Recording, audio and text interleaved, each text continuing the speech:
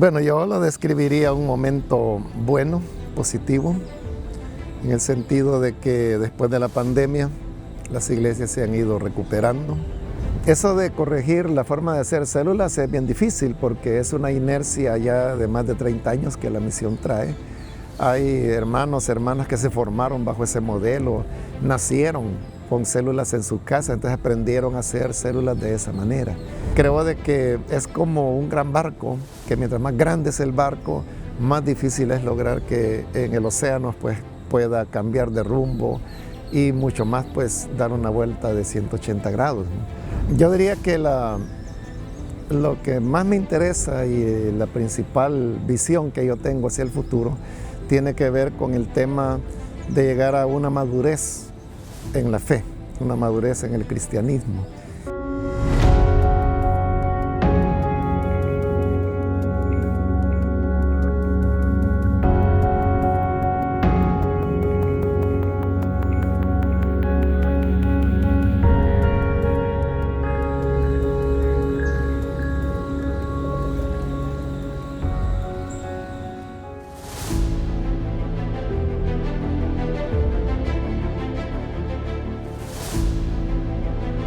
Bueno, yo lo describiría un momento bueno, positivo, en el sentido de que después de la pandemia las iglesias se han ido recuperando. Son en realidad pocas filiales las que se puede decir que ya llegaron o superaron el estado en que se encontraban antes de la pandemia. Pero todas las demás estamos en el proceso, y digo estamos en primera persona porque incluye pues la iglesia de Soyapango, que está teniendo una mejoría, una recuperación en la asistencia, y este es un fenómeno que se está repitiendo en todas las filiales, en todo el mundo donde tenemos presencia, y como digo, con algunas excepciones donde ya lograron recuperarse totalmente o que incluso han superado lo que antes tenían. Hago referencia al tema de la asistencia a las iglesias porque es como lo visible y el referente inmediato que uno tiene. Obviamente no es el único parámetro que hay que tener en cuenta, pero habiendo pues ya establecido este tema de la asistencia, yo creo que también es un buen momento en el sentido de que la misión ha madurado. Creo que ya las personas tienen claridad sobre qué hacemos, cómo lo hacemos, la forma como la misión está estructurada. Creo que es un momento en que se ha ido creciendo en madurez. Hay mucha salud, las filiales están sanas, están multiplicándose.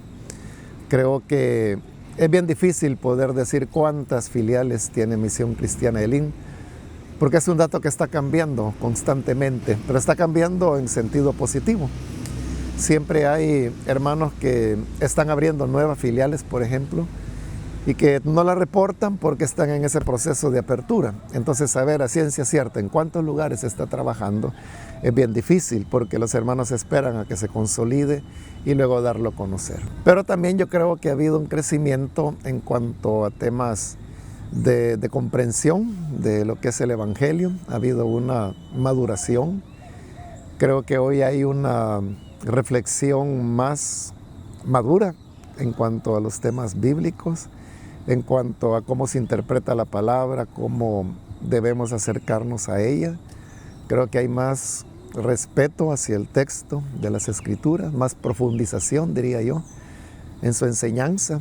Y todo esto pues en conjunto son elementos que existían, siempre han existido dentro de la misión, pero de una forma más aislada. Hoy diría yo que son elementos que se van generalizando cada vez más dentro de la misión. Yo no dudo que todavía hay pastores que interpretan pasajes de la Biblia fuera de su contexto o con una carga muy etnocentrista. Es decir, que el juicio no está dado por lo que la Escritura dice en sí, sino que de lo que es mi punto de vista cultural, de cómo yo leo eso. Creo que eso se da, pero cada vez es menos y menos. ¿Por qué se da? Porque tradicionalmente la interpretación que se hizo de las escrituras dentro de la misión era menos rigurista. Es decir, las personas eran muy abiertas a poder interpretar de la forma como le pareciera mejor, y al dejar pues esa tanta libertad, ahí es donde las personas tienden al etnocentrismo, pero también tienden a obviar los tiempos. Entonces comienzan a juzgar las escrituras con una lectura actual, olvidándose de que son escritos que tienen 2000 o más años de antigüedad y que por tanto hay que leerlos desde el punto de vista del significado que tenían hace milenios atrás, que es para esa época que fue escrito. Y creo que en la medida que se ha continuado enseñando la palabra, respetando estos elementos, los hermanos pastores han ido aprendiendo esta forma de interpretación y tomando cada vez más en serio.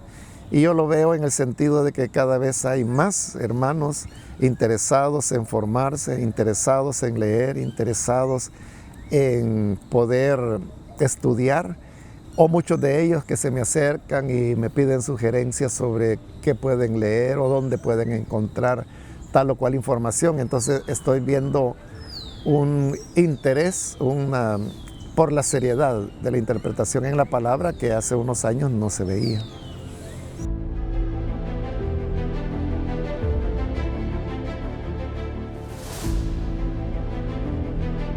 El propósito del seminario de formación doctrinal, como le llamaron los hermanos en los Estados Unidos, era poder formar doctrinalmente a los hermanos en lo que es la doctrina básica de la misión. Eso yo lo hice al percibir que habían hermanos que no tenían manejo de estos temas doctrinales por las preguntas que ellos hacían. Entonces uno se da cuenta pues, de que ellos no tenían un manejo de la doctrina básica. Tenemos con nosotros a nuestro pastor general, quien va a impartir, ¿verdad?, las plenarias, y para nosotros es una bendición el poderlo tener, y no solamente tenerlo, sino también el poder, hermanos, recibir de él las enseñanzas bíblicas hacia el ministerio. El problema es derivado del hecho de que algunos de ellos ni siquiera son salvadoreños, o siendo salvadoreños nunca estuvieron en Elim, porque cuando vivieron acá no eran ni siquiera cristianos, su conversión fue en los Estados Unidos. Entonces no han tenido una relación con la iglesia y con su doctrina como aquellos primeros pastores que salieron para ir a fundar las primeras filiales en los Estados Unidos, que iban de tener una vida muy activa, muy comprometida acá. Entonces ahí tenemos ahora obreros que son suramericanos, que son mexicanos. Algunos de ellos son nacidos en los Estados Unidos, nunca han estado en El Salvador. Entonces, ante esta situación era importante el poder uniformar la doctrina. Entonces fue que se comenzó con ese esfuerzo que duró varios años. Los hermanos tuvieron el cuidado de grabar, porque era rotativa la sede del seminario de formación doctrinal, entonces cada año era en ciudades diferentes. Entonces cada hermano anfitrión se tomó el cuidado de que quedara grabado en audio y en video, y los hermanos a su vez han tenido el cuidado de ir coleccionando, diría yo, todas esas grabaciones. Yo no recuerdo cuántos años nos tomó completar todo el ciclo, pero las fueron guardando y las tienen hasta el día de hoy. Y acá en el retiro, pues un día de estos platicando con un hermano de allá, él me decía que estaba preocupado porque todas las grabaciones las tenía en un disco duro, ahí las había grabado, y entonces hoy no las puede leer. Entonces me decía que estaba asustado y que andaba buscando a alguien que le ayudara, primero para crear una copia de respaldo y luego para ver si se podía reparar el disco duro. Entonces ahí es donde yo veo el aprecio que las personas han tenido de esas enseñanzas, que las han guardado, y yo supongo que las siguen escuchando. Ese esfuerzo se terminó hace como unos 3 años, se terminó porque se completó todo el ciclo de enseñanza. Entonces, la confianza es esa, de que ahora haya una base doctrinal común que le dé más uniformidad a nuestro trabajo en los Estados Unidos.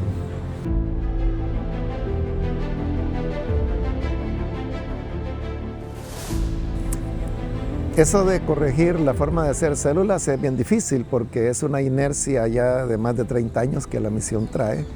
Hay hermanos, hermanas que se formaron bajo ese modelo, nacieron con células en su casa, entonces aprendieron a hacer células de esa manera. Creo de que es como un gran barco que mientras más grande es el barco, más difícil es lograr que en el océano pues, pueda cambiar de rumbo y mucho más pues dar una vuelta de 180 grados, ¿no? Entonces, cambiar esa forma, esa mentalidad o a lo que la gente está acostumbrada es muy difícil. Hace poco, hace unos días, fue apenas un hermano me enviaba una grabación que había hecho, una grabación de audio en la célula donde se encontraba. Y lo hacía contento porque el supervisor había llegado a visitarles, entonces grabó un momento y me lo envió y me dijo, mire, el supervisor ha venido a visitarnos a la célula y él es el que está predicando, y entonces me envió como un minuto 20 segundos de la grabación, pero con solo ese minuto que yo oí, el supervisor en primer lugar no estaba usando la guía, no estaba dando el tema que correspondía a la fecha, era una cosa que estaba predicando lo que él quería predicar. Y por otro lado estaba haciendo eso, estaba predicando, es decir, él no estaba evangelizando a los amigos, no estaba compartiendo el evangelio, sino que estaba pues haciendo pininos de predicador. Entonces ahí es donde yo veo cómo el corregir todas las cosas y entender los verdaderos conceptos es algo que va a costar mucho. Uno puede comenzar con gente nueva, digamos, recién convertida, que nunca ha estado en la iglesia, enseñarles cómo es, pero esa inercia es tan fuerte, es tan grande, que incluso, digamos, si los supervisores lo hacen mal, obviamente lo van a hacer mal también los líderes. Y es como más fácil arrastrar a la gente a la manera tradicional de hacer las cosas que hacerlo conforme a los principios del trabajo celular.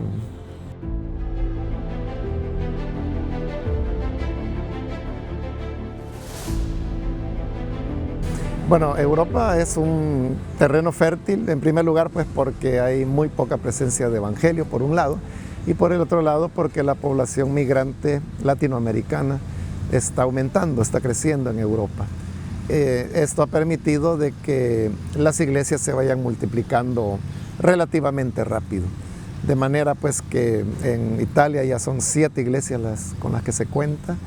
En España ya vamos casi por el mismo número y tenemos proyectos de abrir por lo menos otras 3 filiales durante el año 2024. Y en otros países pues está iniciando la obra, como en el caso pues de Suiza.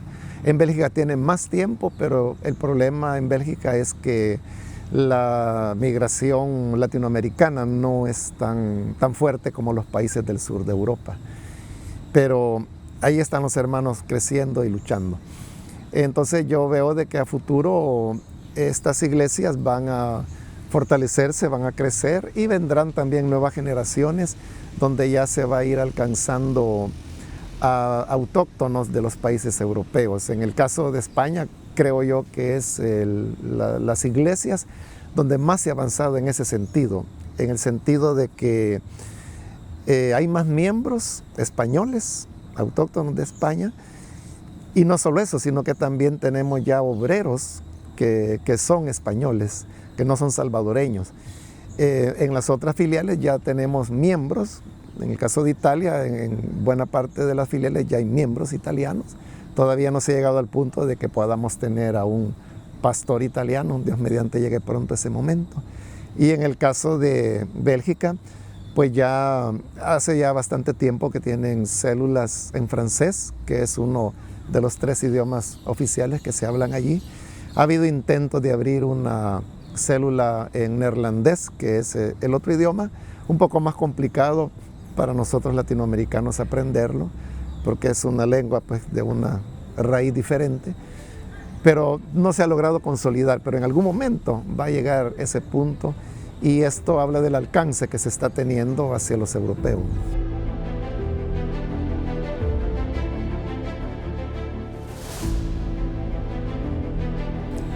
Yo no creo que el problema con la juventud sea un problema de falta de interés, sino que yo creo de que es de falta de ideas. Y, por ejemplo, ese señalamiento que se hace de que solo hay un culto de jóvenes una vez al mes. Pero todos olvidan de que veníamos de años y años de hacer 6 cultos semanales, ¿no? El día domingo. Cultos a los cuales los jóvenes no llegaban. Y los que llegaban a molestar, ¿no? Entonces parece ser que el tema no es Si son 6 cultos juveniles el día domingo, e igual cantidad de cultos el día de semana, o si se hace una vez al mes, el número no es la diferencia. ¿Qué hace la diferencia?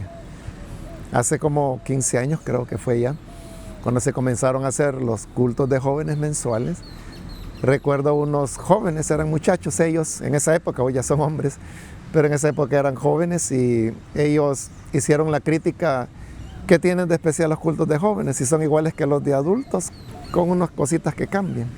Entonces yo mandé a llamar a por lo menos 2 de ellos, estoy seguro, pudieron haber sido 3, pero recuerdo a 2. Entonces yo le digo: bueno, entonces dame ideas, ¿cómo quieres que sea el culto? Hasta hoy, 15 años después, no me ha dicho nada, ¿verdad? Y luego mandé a llamar otro que había dicho lo mismo, ¿verdad? Es lo mismo, o sea, hacen lo mismo. Entonces lo mandé a llamar, entonces, ¿cómo tienen que ser los cultos? O sea, ¿cuáles son tus sugerencias? Nada. Y hace poco también una joven que pidió hablar conmigo sobre el mismo tema del trabajo juvenil, entonces yo la recibí, la escuché y entonces le dije lo mismo: bueno, entonces decime qué tenemos que hacer. Eso fue hace ya meses, o sea, no sé, 8 o 9 meses quizá. Hasta este momento no me ha dicho nada, ¿verdad? Yo estoy esperando que la he visto en otras ocasiones y no me ha vuelto a tocar el tema, ¿no? Entonces, siempre el hacer crítica es más fácil, ¿verdad? Pero hacer propuestas es lo que más cuesta. Entonces decir, ya aburren con lo mismo, o decir, no hay interés, o decir, deberían haber más cultos, o los cultos deberían ser diferentes, pero entonces cuando uno les dice, decime cómo. O sea, ¿qué quieres de diferencia? ¿Qué es la diferencia? ¿Qué podemos cambiar, verdad? O sea, hay que quitar la alabanza, hay que quitar la predicación.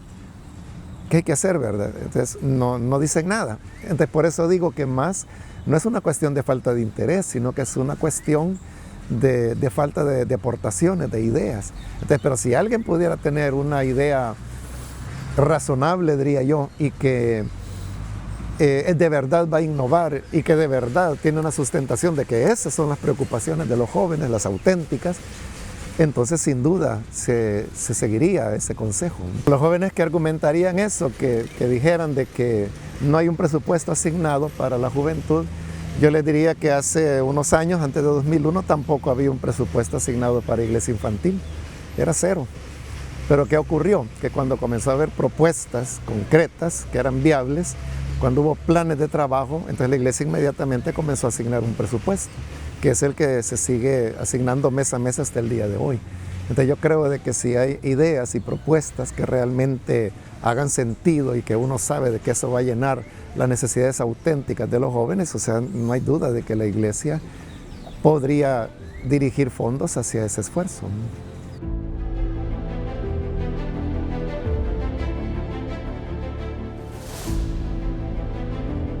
Creo que a lo largo de los años pues se ha creado una imagen o una idea de que las cosas que se hacen y que se dicen no se dicen por ocurrencia, sino que porque están debidamente sustentadas. Entonces eso lo que genera es que al menos las personas se pongan a pensar. Es cierto, ¿verdad?, de que puede haber personas que discrepen en cuanto a pastores, a lo mejor lo hay, pero por lo menos conmigo nunca han expresado una pregunta o una duda y mucho menos una crítica, nunca ha ocurrido. Entonces, obviamente es porque hay un respeto que ellos sostienen y desde ese punto de vista llena de esperanza, porque es solamente una cuestión de tiempo. O sea, esto no va a tardar mucho en que las personas se den cuenta de la realidad y entonces van a reconocer el porqué del posicionamiento y de lo que se decía. Y entonces creo que van a comprender y a la espera pues de ese momento, que no falta mucho para eso, cada vez es menos, simplemente seguimos esperando, ¿verdad? E insistiendo en la verdad que hemos dicho todo el tiempo y que cada día los hechos van demostrando ser la verdad. Lo que ocurre es que el tema de las redes es un mundo ficticio, que no es el real. Es una burbuja en el cual las personas tienen metido la cabeza y donde ven la realidad distorsionada. Pero la vida real, esta de caminar pues por la vida y estar bajo el sol y estar en un lugar abierto como esta es la vida real. Entonces aquí es donde las cosas son diferentes. Y como lo he dicho otras veces, ¿verdad?, de que pueda ser que ante una publicación que uno haga, pueden haber quizás 15, 20 o quizás 30 personas que hablan negativamente. Y yo me podría fijar en eso, pero también al lado, ahí tengo un marcador que me está diciendo que hay 700, 800, 1000 personas que están dando un me gusta o me gusta mucho. Entonces, ¿por qué voy a poner mi atención en esas 15 o 20 personas que quizás pues son una persona que está embriagada o es alguien que no tiene mayor educación o lo más probablemente alguien que se le paga para eso, para que esté insultando? ¿Por qué yo voy a poner atención a eso cuando estoy viendo que hay cientos o miles de personas dando una expresión positiva? Entonces eso es lo que realmente importa, lo que vale la pena. Y en la vida real yo nunca he tenido problemas con personas de que haya una amenaza o haya un maltrato o una ofensa. Nunca ha ocurrido tal cosa. O sea, la vida normal sigue normal. Siempre personas pues que yo no conozco me siguen saludando, a veces haciéndome preguntas, a veces diciéndome que tienen cosas que quieren platicar. No ha habido un cambio. Entonces hay que saber distinguir el mundo, esa burbuja de las redes, del mundo real. No es algo, digamos, no es un precio a pagar que cueste sangre, ¿verdad? Que sea una cosa excesivamente sacrificada más que lo que es el andar diario y normal de la vida cristiana, ¿no? Pero sí creo que supone valentía en el sentido pues de poder romper ciertos cánones o, como se dice popularmente, ¿verdad?, salir de la caja, o sea, en la cual se tiene encasillado al evangelio o a las iglesias o a los pastores. Entonces tomar ya opiniones diferentes en temas doctrinales, en posiciones teológicas, en cuestiones que tienen que ver con temas como la niñez, la violencia, el respeto a la mujer, y en cuestiones incluso de posicionamiento político, quiere una valentía dar ese paso y hacerlo. Pero qué bueno que hay personas que reconocen o aprecian, diría, este esfuerzo, este resultado, y que lo toman como un referente, es decir, como normativo de lo que debería ser una iglesia evangélica. Creo que esa es una satisfacción muy grande, ¿no?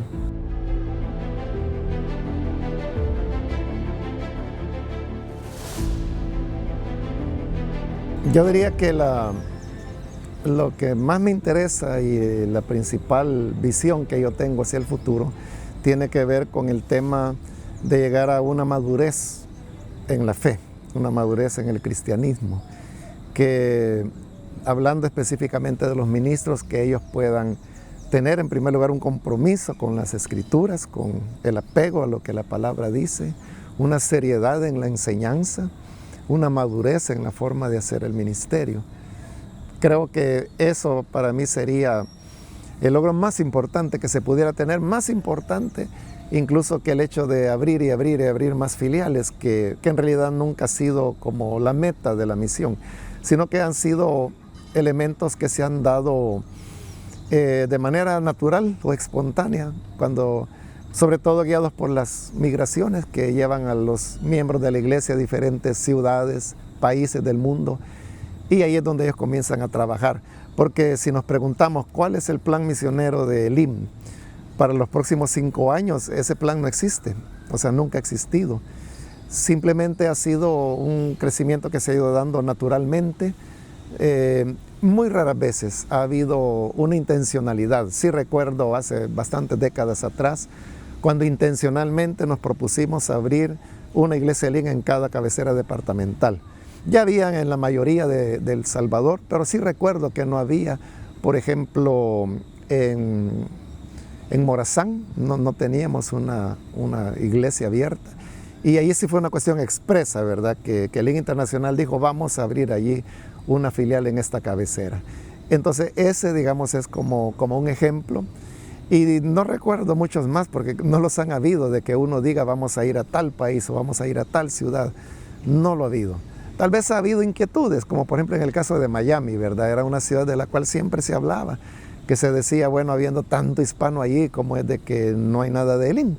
Porque Miami no es un destino de la migración salvadoreña, sí lo es de muchas otras nacionalidades, pero no de salvadoreños.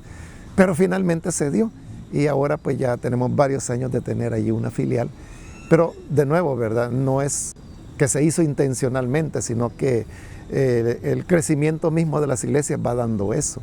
Entonces no hay, digamos, como un enfoque en ese sentido, y por eso digo que el valor más importante, pensaría yo, que es la madurez en el ministerio.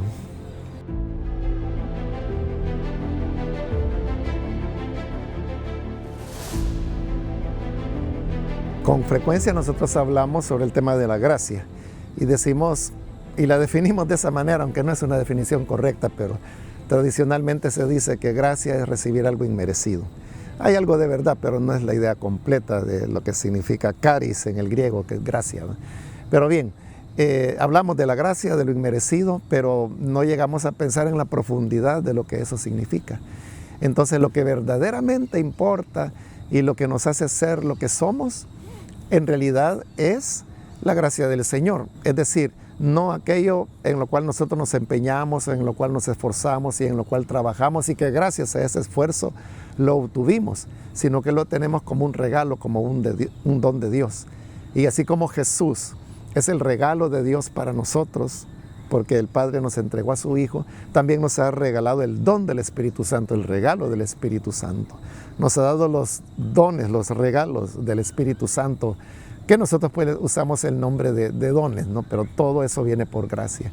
Entonces todo lo recibimos por gracia. Lo realmente valioso, lo que realmente hace de nosotros ministros del Evangelio es lo inmerecido, la gracia de Dios. Que sea inmerecido no significa que no tenga valor, o no significa que lo vamos a descuidar o que lo vamos a despreciar.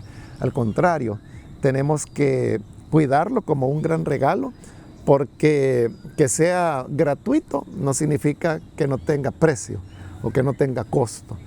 Lo que ocurre es de que es tan alto ese costo y tan caro que nosotros como seres humanos no lo podríamos pagar, y por eso es que Dios nos lo da gratuitamente. Pero es porque tiene un costo altísimo. Y por tener ese costo altísimo deberíamos valorarlo, cuidarlo, y de esa manera estar conscientes en primer lugar de que lo que hemos recibido y que lo hemos recibido, o sea, no es por mi empeño, es un don que Dios me ha dado, y cuidarlo y cuidarme yo, porque cuidándome estoy cuidando lo que Dios me ha dado.